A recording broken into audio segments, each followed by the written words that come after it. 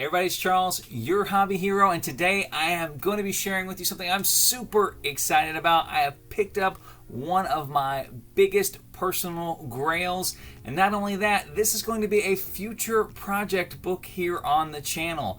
Before we get started though, if you haven't already, make sure you hit that subscribe button down in the bottom corner. I do appreciate it. Put out regular content about the hobbies that I love the most. And like I said, this will be future content on the channel too. So if you want to see the results of this book after I'm done working on it, make sure you hit that notifications bell as well. So I know you've seen a lot of big books on the channel up to this point, and you might be asking, what other books would he have that would get him this excited? Well, this is a big book for me personally for a lot of reasons. One, it's a book I've always wanted, but two, this is a book that I let slip through my fingers back in 2020, right before the big spike happened. For those of you who don't know, I'm also into the card side of the hobby, and I have some Pokemon cards. Specifically, I had a Shadowless base set Charizard that was in a near mint condition at the time. I think PSA 10s and 9 and 10 condition cards were somewhere in the ballpark of about $12,000.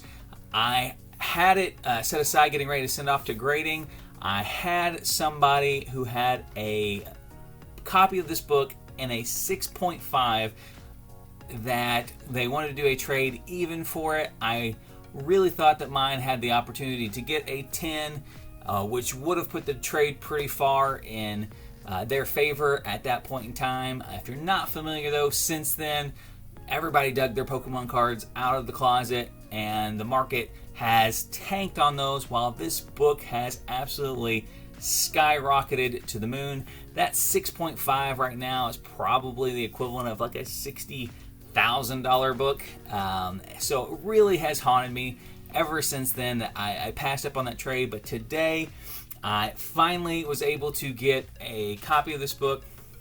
Never owned a copy of this book, and very excited to have it. I'm going to show you the book, and then we're going to take it to the other camera, and I'm going to show you kind of the stuff that I look for on a book like this to see if it's a good candidate for a crack, a press, and then a resubmit to CGC, and some of the things that you have to look for. So excited to share it with you, but also going to be some educational stuff there too, so don't leave right after the reveal.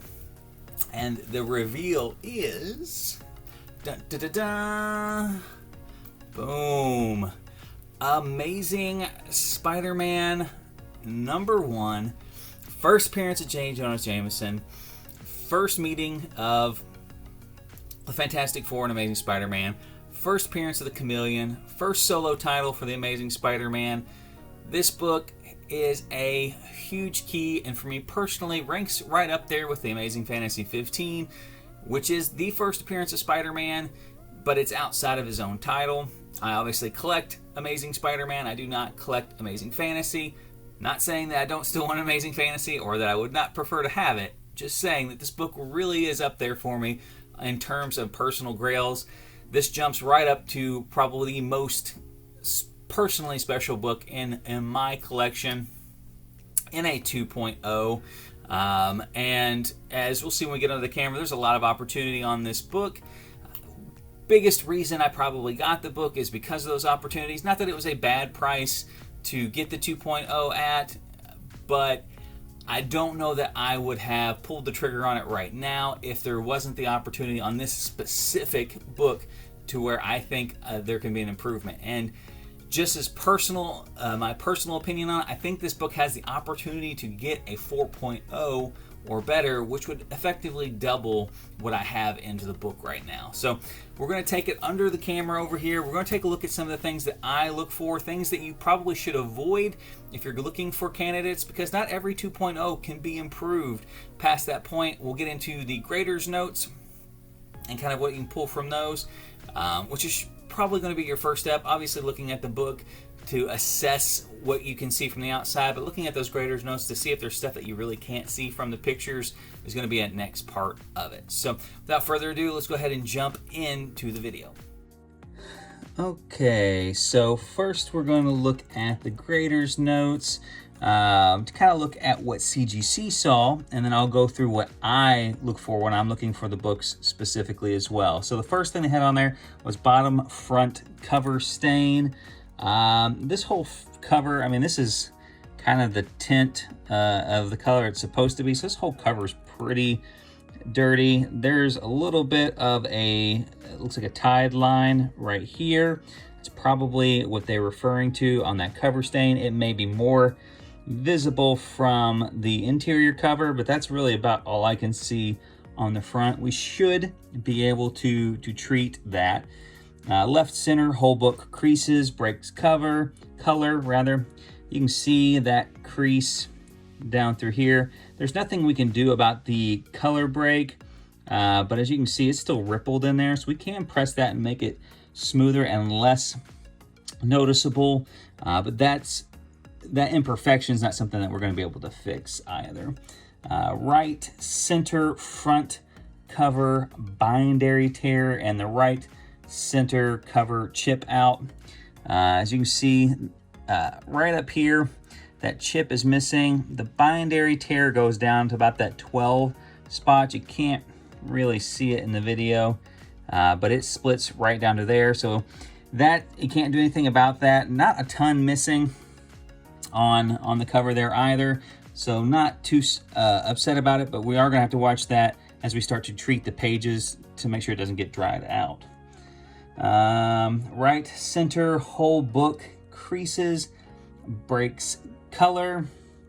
I mean, you got the right of center. You've got a creasing down here. Again, that comes all the way up from the top. That breaks the color. Again, you know, it might be hard to see it on here. It's hard to see in person too. Like, it doesn't break color terribly. The fact that it wasn't pressed flat is going to make a lot of that look way worse.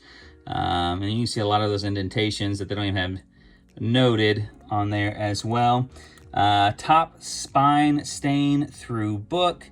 Again, I'm not entirely, I don't know if this is clean on the front because it's stained all the way through, because you can see on the back it transfers here. So there might be like a water stain that's visible throughout the interior pages that we'll have to look at on there. Again, that top spine tear, you really can't see it any better on that. And then whole book heavy wear, whole book soiling. As you can see, this back cover is filthy. There's a couple different tints of color on there. Talking about heavy wear, I mean, you can see indentations all through that. We'll be able to smooth most of that out. We should be able to get most of this staining up and there. So that kind of takes care of what we see from the grader's notes. So I'll talk to you about what you need to look for and need to be aware of. First and foremost, something that you didn't see on the notes, but I'm sure you noticed on the book, is up here. This is known as Marvel chipping and is a print defect with the old Marvel books. It's not terrible on this one. It comes down here. This is why a lot of Marvel books ended up getting trimmed, was because of this chipping a little bit across the top here. As a print defect, they aren't supposed to count against it. With it at this level, I have seen books as high as like a 7.0 with this kind of Marvel chipping. So just know, if you're looking at books that have Marvel chipping and you're thinking, well, with that much missing, I can't get a high grade with it. Like I said, you can still get a high grade book even with the Marvel chipping that's on there. Obviously, the cover is very dirty. I think we can clean that all up with a lot of the processes that we've used here on the channel. Back cover, the same. Spine is in good shape. The spine is misaligned, but it does not appear to be rolled. The staples are right on the end of the spine where they belong. So we probably won't have to do a correction on that. But the big thing I always look for on these older ones is the strength of the spine. This little spot right here will be the limiting factor for how far we can take this book. If this starts to split or tear further, that's kind of going to be our stopping spot. Now, on these older Silver Age books, a lot of what will determine how far you can take it is this spine. And as you can see, this spine, while it's not perfect, is pretty sturdy. There's no split at the bottom, so we don't have to worry about it splitting from two ends. The split is not close to the staple, so we're not too worried about that either. Again, there's a small tear right here. With the grade book that we're looking at right now, a tear this size really isn't going to impact the grade very much. Same with this little piece here. I'm assuming that's a chunk out, but the page underneath it looks too light, so it may just be some kind of rubbed mark on there. So I'm not sure on that one. And then, like I said, just a lot of staining to get out of the book there. So there you have it. I am super excited to start working on this book. This will be the biggest book in my collection. It'll also be the biggest book that I have worked on here on the channel. So again, I hope you guys check that video out. Make sure you have that notifications bell hit, because I think this book is going to be an absolute night and day difference from what we have it at right now. Super excited to share the process with you guys. And until next time, Hobby Hero out.